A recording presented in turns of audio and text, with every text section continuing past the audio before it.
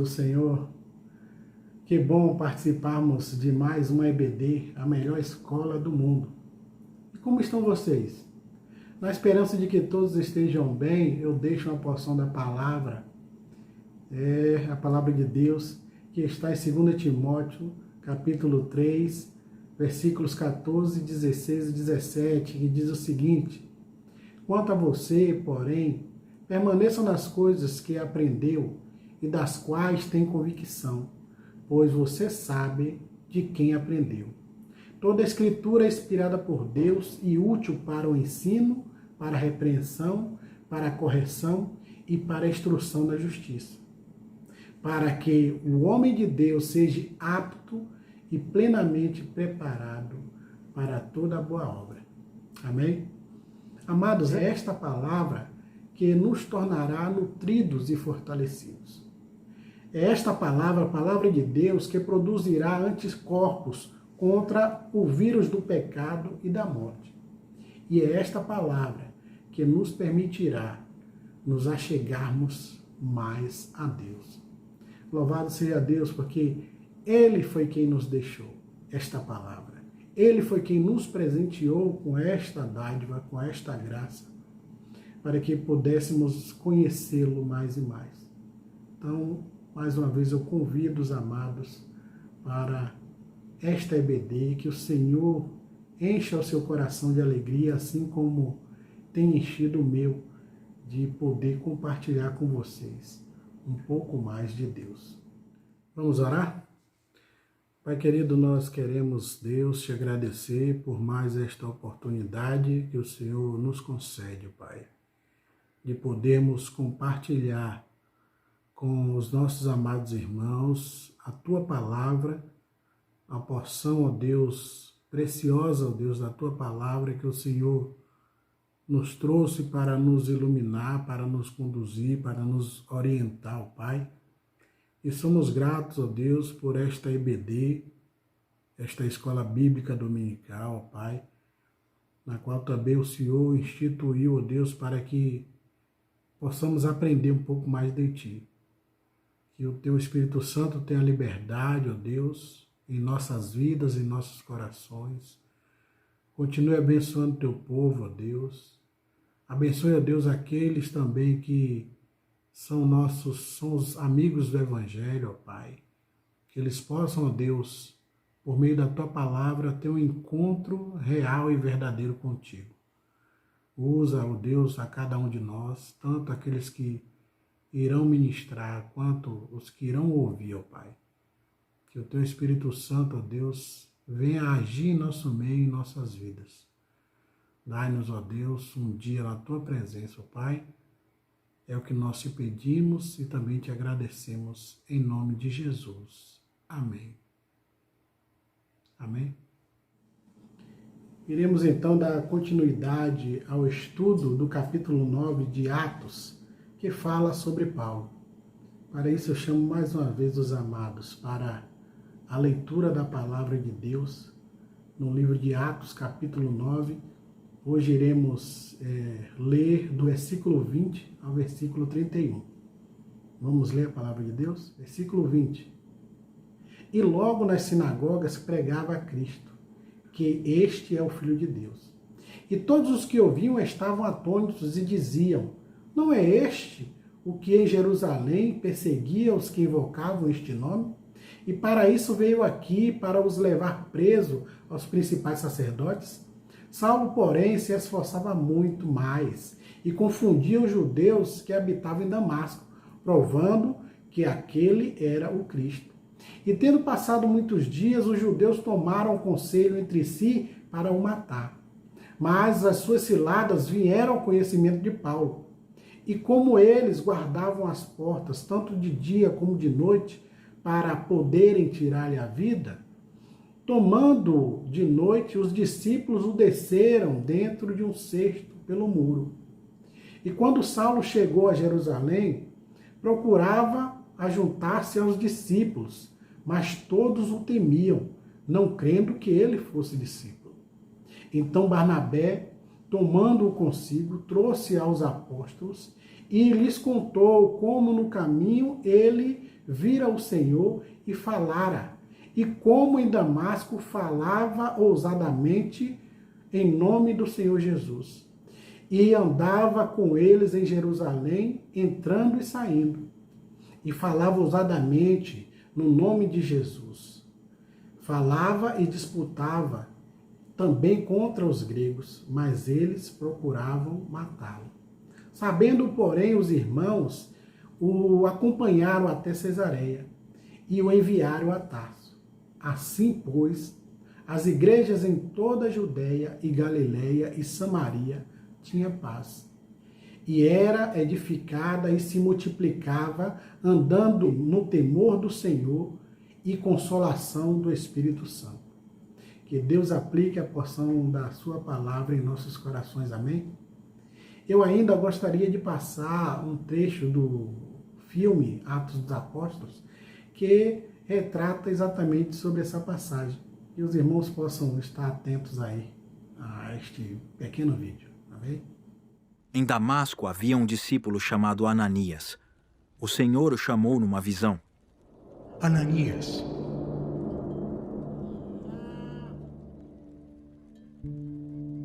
Eis-me aqui, Senhor.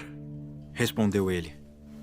O Senhor lhe disse: Vá à casa de Judas, na rua chamada Direita, e pergunte para um homem de Tarso chamado Saulo. Ele está orando.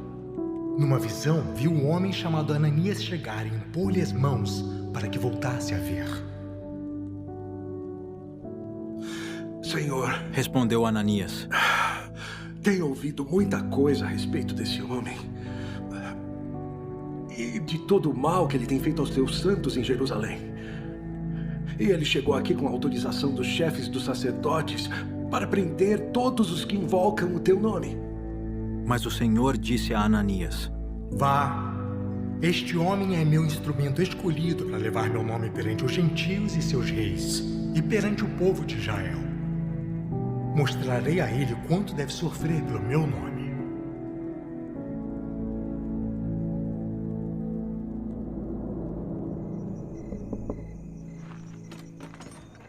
Então Ananias foi e entrou na casa.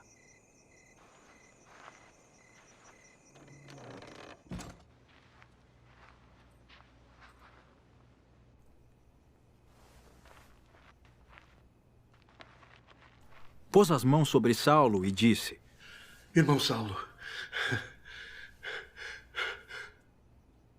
o Senhor Jesus, que apareceu no caminho por onde você vinha, enviou-me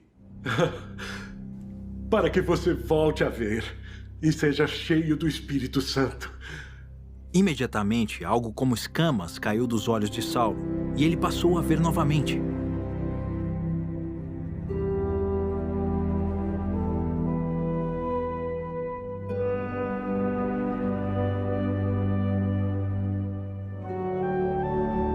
Levantando-se, foi batizado, e depois de comer, recuperou as forças. Saulo passou vários dias com os discípulos em Damasco. Logo começou a pregar nas sinagogas que Jesus é o Filho de Deus. Todos os que o ouviam ficavam perplexos e perguntavam: Não é ele o homem que procurava destruir em Jerusalém aqueles que invocam este nome? E não veio para cá justamente para levá-los presos aos chefes dos sacerdotes? Todavia, Saulo se fortalecia cada vez mais e confundia os judeus que viviam em Damasco, demonstrando que Jesus é o Cristo. Decorridos muitos dias, os judeus decidiram de comum acordo matá-lo. Mas Saulo ficou sabendo do plano deles. Dia e noite, eles vigiavam as portas da cidade a fim de matá-lo. Mas os seus discípulos o levaram de noite e o fizeram descer num cesto através de uma abertura na muralha.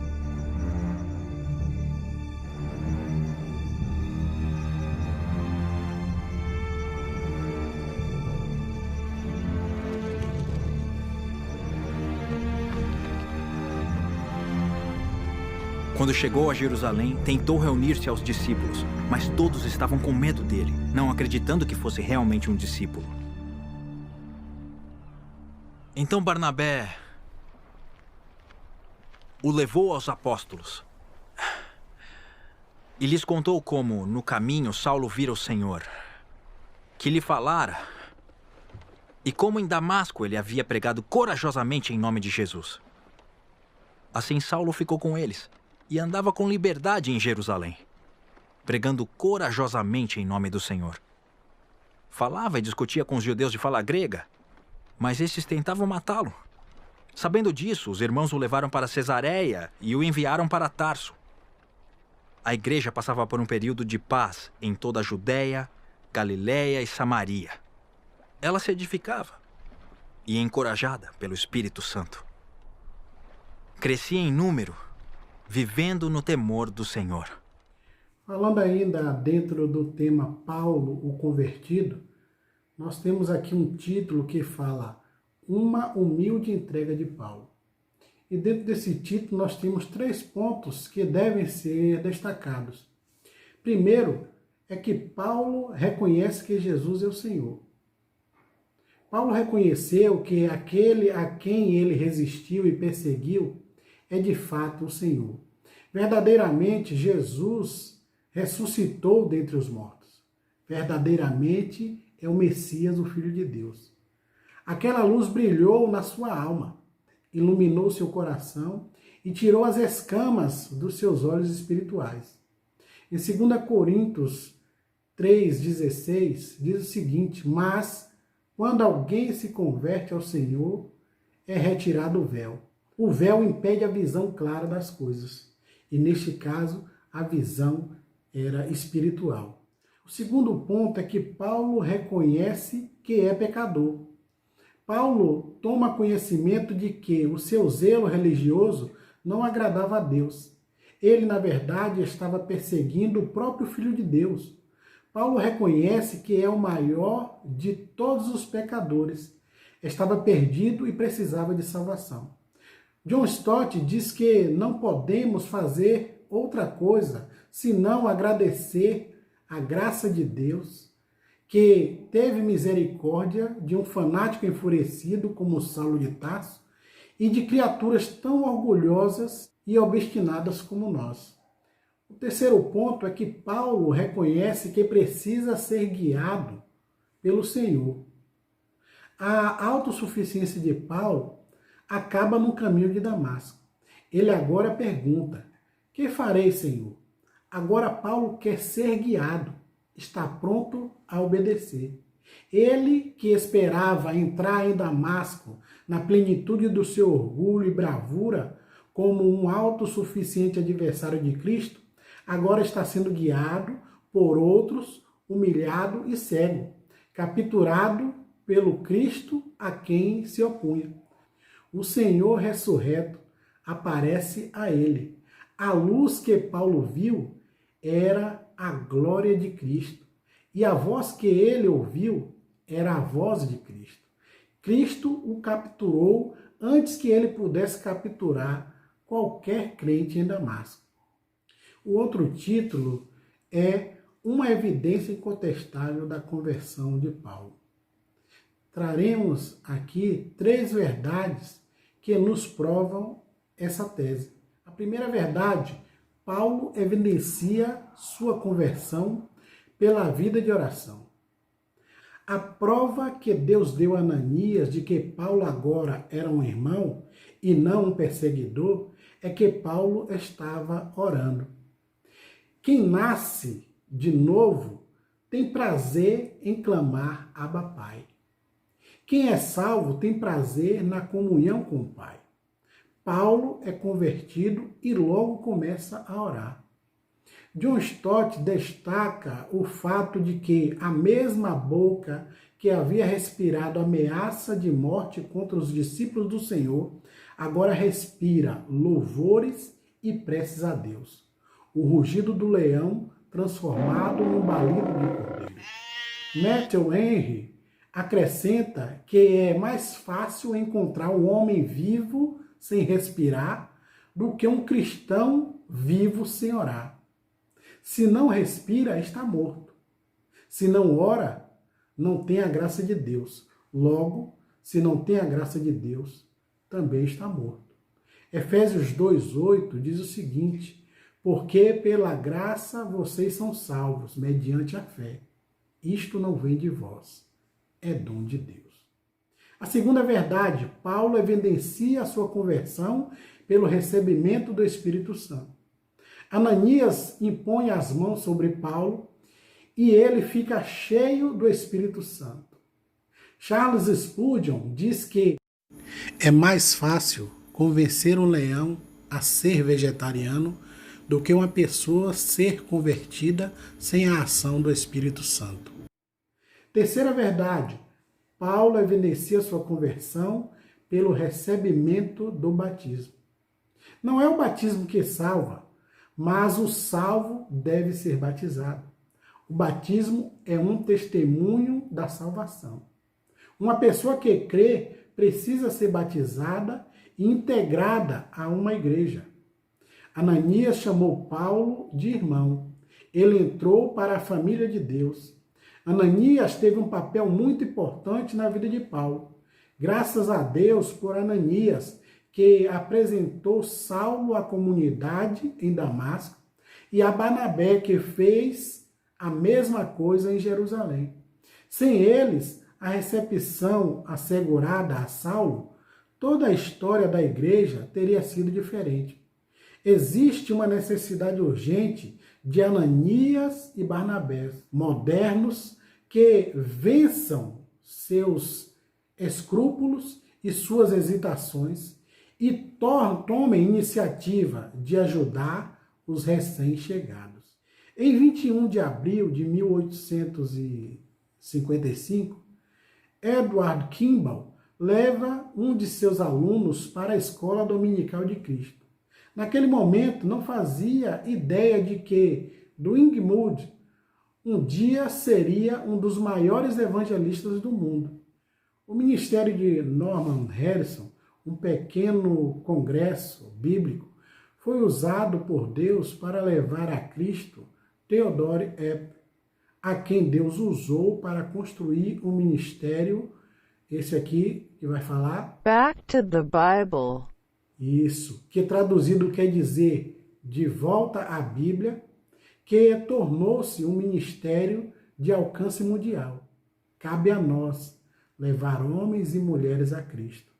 Cabe a Deus usá-los para a sua glória. Amém? O nosso próximo tema é Paulo, o missionário. Destacamos aqui 4 verdades sobre este assunto. Em primeiro lugar, Paulo de perseguidor a perseguido. A história da conversão de Saulo, em Atos 9, começa, como já vimos, a partir de Jerusalém, com o mandado oficial do sumo sacerdote para prender os cristãos fugitivos. E termina com a sua partida de Jerusalém como fugitivo cristão. Saulo, o perseguidor, tornou-se Paulo, o perseguido. De Damasco, Paulo foi para a Arábia e depois retornou para Damasco. Ele não se apressou a ir a Jerusalém para encontrar-se com os apóstolos, porque o próprio Jesus, e não os apóstolos, o havia designado para o apostolado. Sua trajetória da conversão até o momento em que é chamado para Antioquia da Síria, aonde sairá como missionário, pode ser tratado da seguinte forma. Primeiro, a conversão no caminho de Damasco, o texto no qual já vimos que está em Atos 9, no versículo 1 ao versículo 19, na parte A. Logo depois, uma breve estadia em Damasco, também já vimos em Atos 9, do 19b ao 22. Depois ele teve um período de isolamento na Arábia. Em Gálatas 1, versículo 15 a 17, relata isso e diz o seguinte: mas quando Deus, que me separou antes de eu nascer e me chamou pela sua graça, achou por bem revelar o seu Filho em mim, para que eu o pregasse entre os gentios. Não fui imediatamente consultar outra pessoa, nem fui a Jerusalém para me encontrar com os que já eram apóstolos antes de mim, mas fui para a região da Arábia e voltei outra vez para Damasco. Depois ele teve o retorno a Damasco por algum tempo.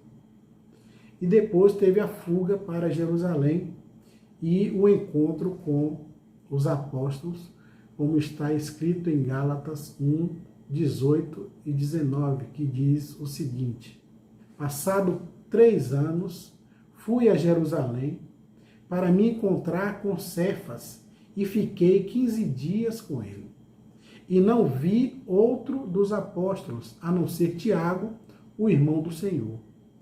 Logo depois tem a partida para a Síria e a Cilícia. Está registrado em Gálatas 1, 21, que diz o seguinte: Depois fui para a região da Síria e da Cilícia.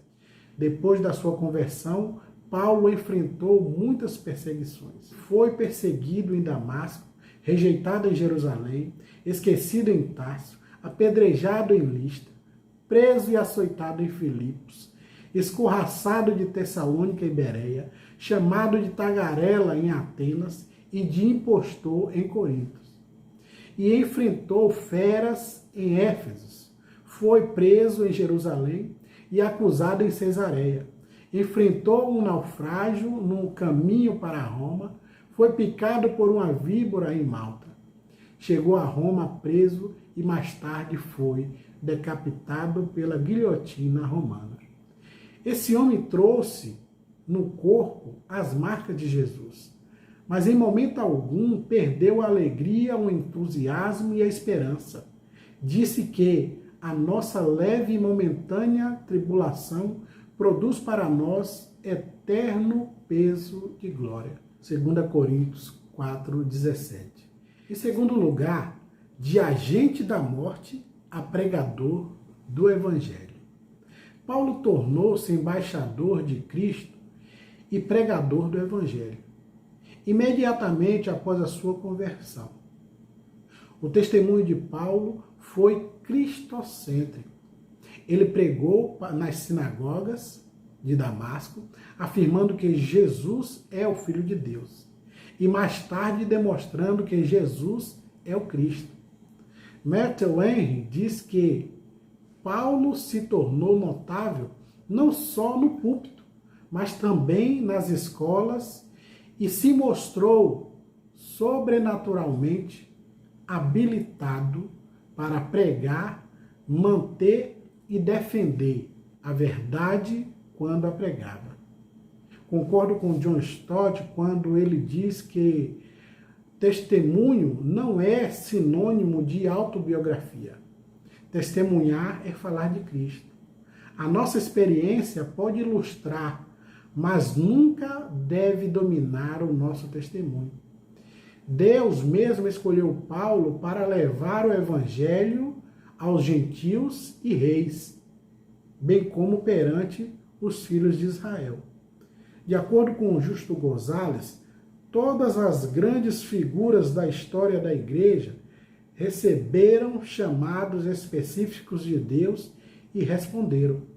Saulo, a caminho de Damasco, Agostinho, no jardim de Milão, Lutero, estudando as epístolas de Romano, Paulo pregou a tempo e fora de tempo, em prisão e em liberdade, com saúde ou doente. Pregou nos lares, nas sinagogas, nos templos, nas ruas, nas praças, na praia, no navio, nos salões dos governadores e nas escolas. Pregou com senso de urgência, com lágrimas e no poder do Espírito Santo. Onde Paulo chegava, os corações eram impactados com o Evangelho. Ele pregava usando não apenas palavras de sabedoria, mas com demonstração do Espírito Santo e de poder. Em 1 Tessalonicenses 1,5 diz: porque o nosso Evangelho não chegou a vocês somente em palavras, mas também em poder e no Espírito Santo e em plena convicção. E vocês sabem muito bem qual foi o nosso modo de agir entre vocês para o próprio bem de vocês. Em terceiro lugar, de devastador da igreja a plantador de igrejas. Paulo foi o maior evangelista, missionário, pastor, pregador, teólogo e plantador de igreja da história do cristianismo. Ele iniciou igrejas na região da Galácia, na Europa e também na Ásia. Não apenas fundou a igreja, mas também as pastoreou com intenso zelo, profundo amor e grave senso de responsabilidade.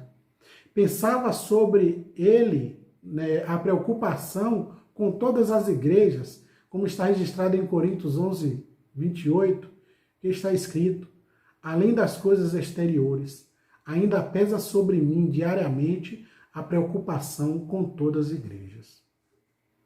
Em quarto lugar, de recebedor de cartas para prender e matar, a escritor de cartas para libertar e salvar. Como perseguidor e exterminador dos cristãos, Paulo pedia cartas para prender, amarrar e matar os crentes. Mas depois de convertido, ele escreve cartas para libertar, salvar e para dar vida com abundância por meio de Cristo. Paulo foi o maior escritor do Novo Testamento. Redigiu 13 epístolas. Suas cartas são conhecidas mundialmente e têm sido alimento diário para milhões de crentes em todos os tempos. São luzeiros que brilham, são pão que alimenta, são águas que matam a sede, são verdades inspiradas pelo Espírito Santo, que ensinam, exortam e levam a pessoa a Cristo todos os dias. Louvado seja Deus pela vida desse homem. Nosso terceiro e último tema desse domingo é Paulo, o perseguido. Após a sua conversão no caminho de Damasco, aprove a Deus revelar Jesus a Paulo. Em vez de rumar a Jerusalém para estar com os apóstolos e aprender deles, Paulo partiu para a região da Arábia, onde ficou há cerca de 3 anos fazendo um seminário intensivo com Jesus. Foi o que lemos em Gálatas, capítulo 1, de 15 a 17. Vamos relembrar? Mas, quando Deus, que me separou antes de eu nascer e me chamou pela sua graça, achou por bem revelar o seu Filho em mim, para que eu o pregasse entre os gentios. Não fui imediatamente consultar outras pessoas, nem fui a Jerusalém para me encontrar com os que já eram apóstolos antes de mim, mas fui para a região da Arábia e voltei outra vez para Damasco. Nesse tempo, Jesus se revelou a ele e nele, de tal forma que Paulo não aprendeu o conteúdo do seu evangelho como aprendeu as doutrinas do judaísmo aos pés de Gamaliel, mas o recebeu como revelação direta do Senhor Jesus. Nos 3 anos que Paulo passou na Arábia, certamente releu o Antigo Testamento e percebeu que o Jesus a quem perseguia, de fato, era o Cristo, o Messias. Então voltou a Damasco e passou a demonstrar que Jesus é o Cristo. Os judeus que moravam em Damasco resolveram matá-lo e Paulo precisou fugir à noite, muralha abaixo, dentro de um cesto. Paulo então sobe a Jerusalém para buscar abrigo na igreja, mas os discípulos não acreditam em sua conversão. Pensavam que ele estava apenas querendo infiltrar-se na igreja para sabotar a fé cristã. Barnabé, porém, investe em sua vida, leva-os aos apóstolos e conta-lhe a experiência no caminho de Damasco. Só então Paulo tem acolhida na igreja de Jerusalém. Imediatamente, Paulo passa a pregar e a discutir com os helenistas, que nós já falamos que são judeus nascidos fora de Israel. Mas estes resolvem matá-lo. Os discípulos se reúnem e dizem a Paulo que ele precisa ir embora. Na verdade, os discípulos o levam a Cesareia e dali o enviam de volta à sua terra em Tarso. Depois que Paulo partiu, a igreja passou a ter paz e a crescer. Esse homem, com tantos projetos e sonhos, precisa agora passar mais 10 anos em Tarso, longe dos holofotes. Nesse tempo, Deus trabalhou nele para depois trabalhar por intermédio dele. Esta foi a vida do apóstolo Paulo. Intensa, integral, sem meias palavras, sem falsificações. Que este exemplo permeie em nossos corações, no íntimo dos nossos corações. Que possamos viver para Cristo com a mesma intensidade que Paulo viveu. E aí, será que é possível? Eu digo que sim, é possível. Mas como? 1 Coríntios 11, 1. Sede meus imitadores, como também eu sou imitador de Cristo. Amém? Receba esta palavra de bênção. Bem, chegamos a mais um final da nossa EBD. Espero que o Espírito Santo de Deus tenha mostrado aquilo que eu não consegui transmitir. Domingo que vem, se Deus permitir, estaremos de volta. Que Deus continue abençoando a tua vida, te dê uma semana na santa paz do Senhor. Amém? Que o Senhor te abençoe, que o Senhor te guarde.